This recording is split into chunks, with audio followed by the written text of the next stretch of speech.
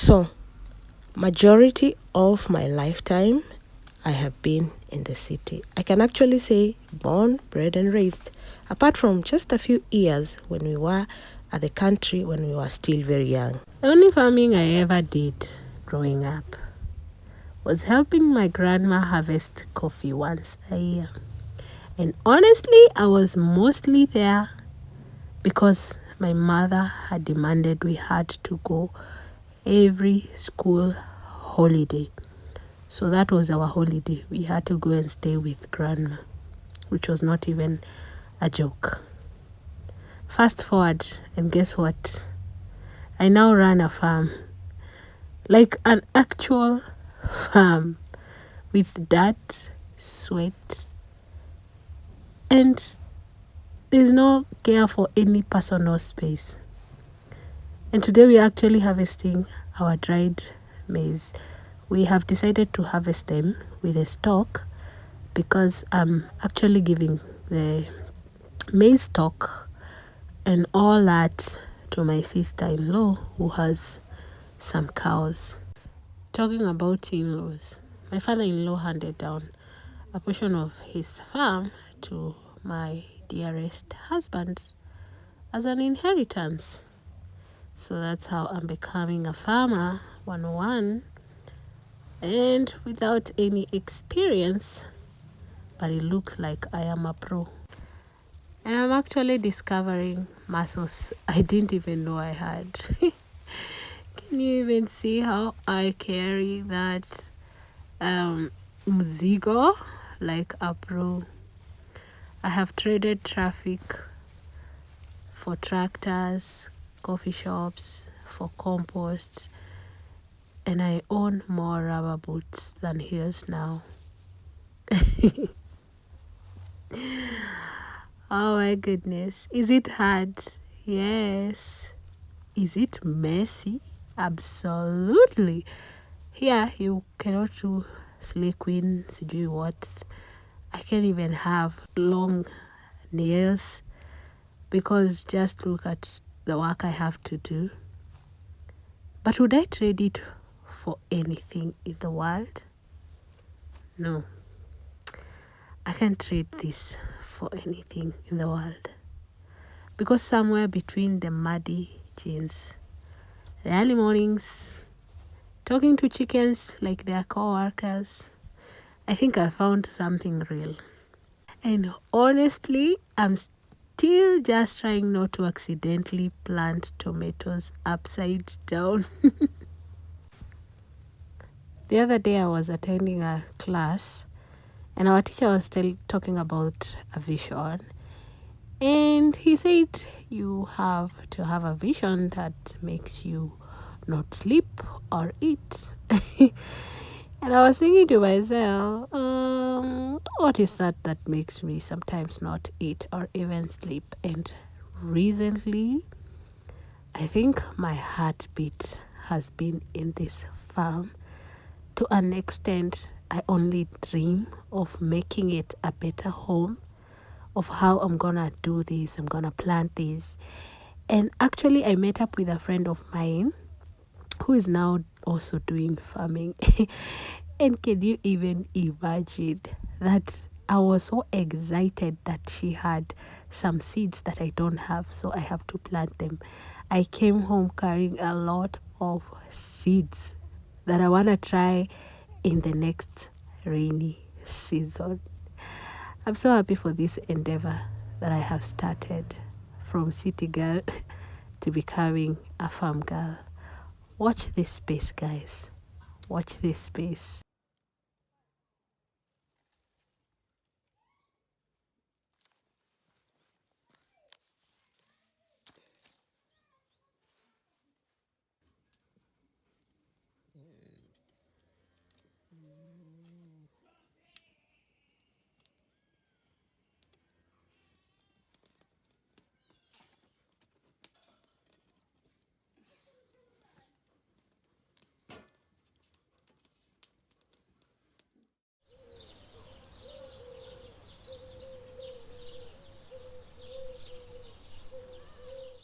Good morning.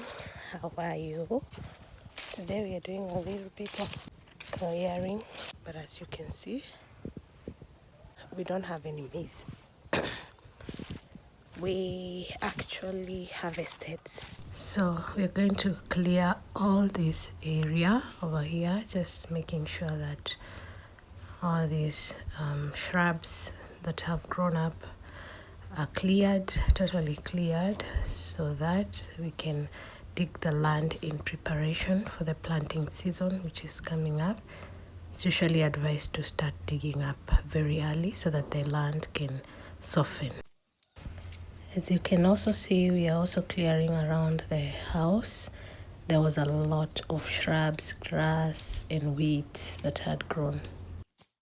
The next step that we had to do after clearing and removing all the shrubs and the weeds and the grass that had grown was to start digging and fallowing the land in preparation for the planting season next season, which is coming up in late September. So I had asked the young men to dig up this area. This is a very chunky area that is covered up by mango trees and avocado trees, and this area had totally been covered by runners of sweet potatoes, and the place that you can plant something where the sun gets into was totally covered. So we are trying to clear that up and make sure that next season we have a space to plant something. So let me show you. So this is everything that we did today. We cleaned up this place, we dug up this place, and it looks magnificent and ready for planting season.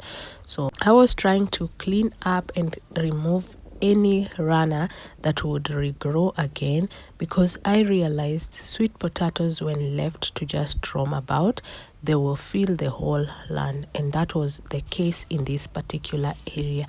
These sweet potatoes had been planted some years ago, and they had been here for a very long time, and they had just decided to run up everywhere and cover up the whole land, so we couldn't even plant anything, even the areas that you can see that has sunlight. So I'm removing and making sure that none thinks of regrowing again. Yeah, so I believe in early preparation of the land, because it gives the land time to heal, it gives the land time to absorb the manure, it gives the land time to just become as fertile as it can be. So that is what I am doing this time round. And I'm also collecting some seeds on the side. I'll be sharing how I prepare my seeds in another separate video for the planting season. I am loving farming, and I feel this has become a heartbeat in my life. Guys, I just looked at my house and I thought, let me show you the situation I'm dealing with.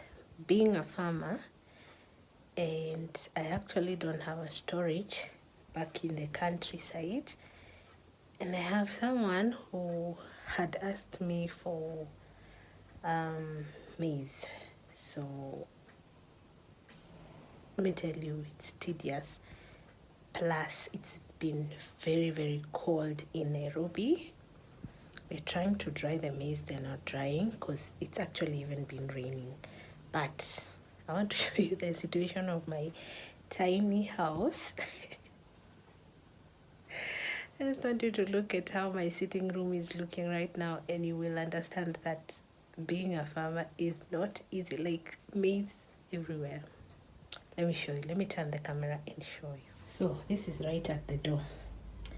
These are some of the maize that I've dealt with today. Then I have a whole sack there that I've not yet. And then this is maize cob over there. And then coming this way, I've got some more maize. So I'm trying to dry them in the house because it's actually winter. Like, the outside it's looking really bad. The weather is terrible. There's no sunlight. And this maize, if they stay in the sack anymore, like few days, they'll start rotting, because I realize it's like they're starting to mold off. So I like remove them from the comb And then now I'm spreading them in my house, and I'm thinking this house is gonna turn like a barn. Let me tell you guys, the hustle is real. Hii ni masaibu ya city girl trying to become a country girl or a farm girl. It's me and the maize in the house. Yeah, and I had a tooth extracted over here. Let me tell you mine now. Well, that's a story for another day, but I'm not actually being able to open up my mouth completely. So if you hear me talk like that, it's because I still have some soreness over here, and I have a tonsil over here, so it's troublesome. But I thought I should record this so that when God blesses me, I will remember that one day my tiny sitting room in the town center had hosted my maize. So pray for me, guys.